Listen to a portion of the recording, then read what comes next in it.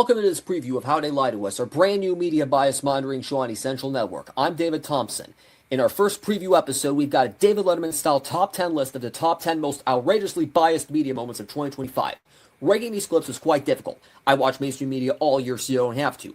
But on the scale of stupid to vile, these clips have been placed in the best spaces they can fit in on the scale. Without further ado, here are the 10 most outrageously biased media moments of 2025.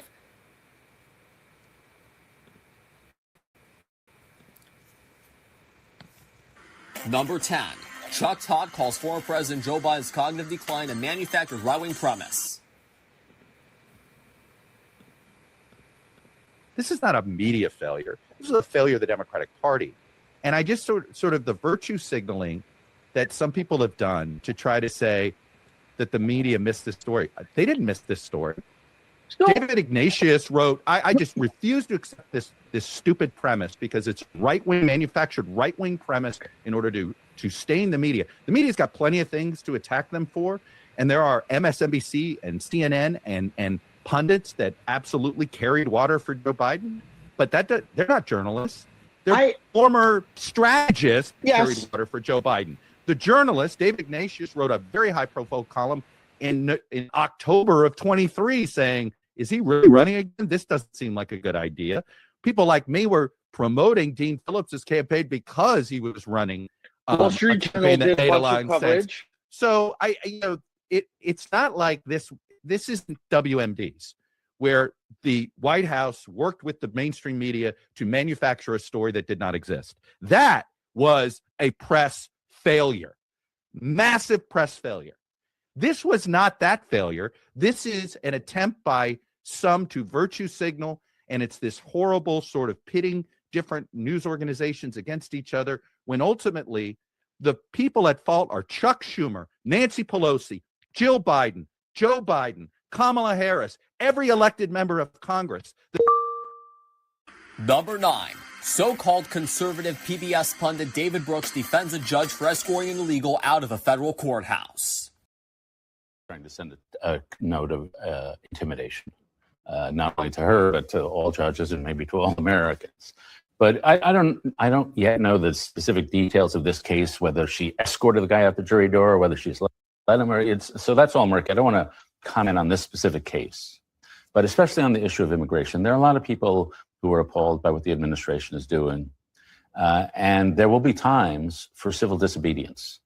And to me, let's say she did escort this guy out the door. If federal enforcement agencies come to your courtroom and you help a guy escape, that is two things. One, it strikes me as maybe something illegal, but it also strikes me as something heroic. And in times of trouble, then people are sometimes called to do civil disobedience. And in my view, when people do civil disobedience, they have to pay the price. That's part of the heroism of it, frankly.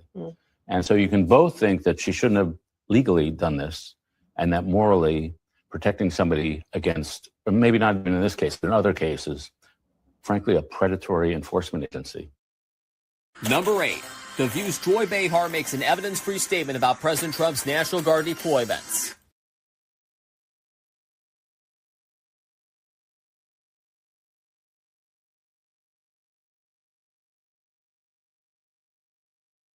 Crime in American cities, but the way to deal with it is get the funding that you need for police, get the training that you need, and work with local officials. This is a pretext to stop the next election. That's what I think it is. I would say it might also be a distraction from the hearing that's going on right now about the Epstein files. Right. Some things have come up, and AG Pam Bondi was dodging questions and attacking back. Do you not think maybe the whole civil unrest storyline is maybe overblown? I think that Donald Trump also sees American troops in U.S. cities as a sign of strength. I think most Americans don't. I think they see it as like societal breakdown.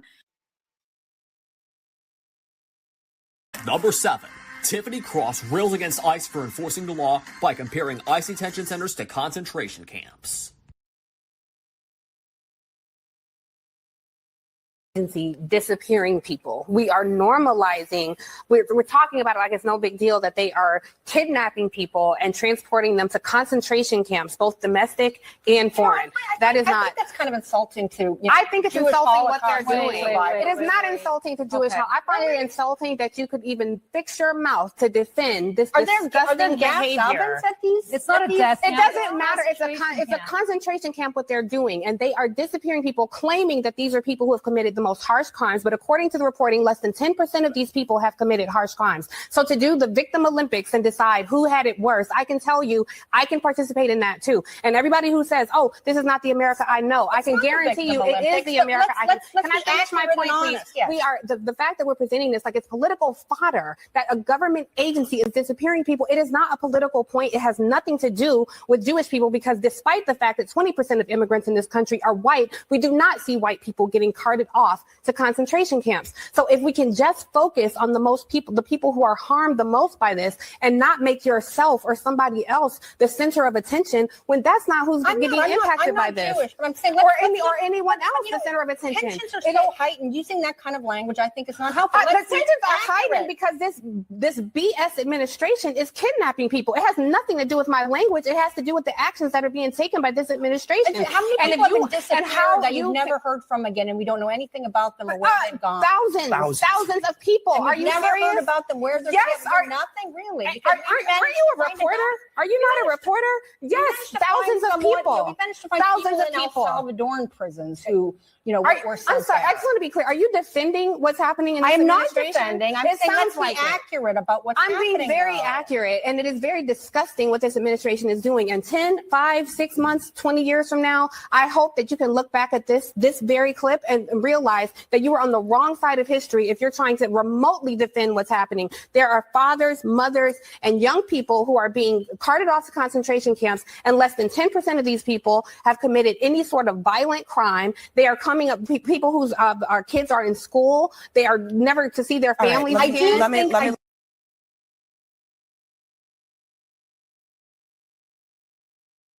Number 6, The View's Sunny Hostin claims Paramount Skydance parting ways with Stephen Colbert equals the dismantling of the First Amendment.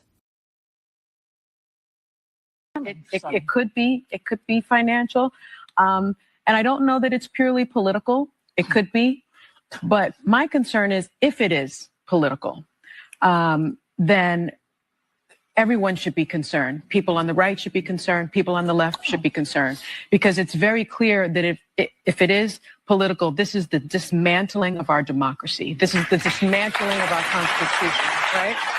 And so the First Amendment is the First Amendment for a reason, and that is freedom of the press, freedom of speech, freedom to speak truth to power. If that is taken away, if the comedians are being attacked, then that means our Constitution is being dismantled. Right. That means the very rubric of our democracy is being dismantled. And I think every single person should be really it could be financial, and I don't know that it's purely political. It could be. Number 5, 60 Minutes Leslie Stahl's insensitive exchange with former Israeli hostage Keith Siegel.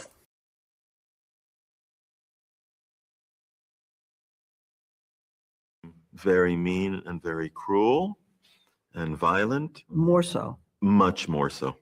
They were beating me and starving me. Do you think they starved you, or they just didn't have food? No, I think they starved me, and they would often eat in front of me and not.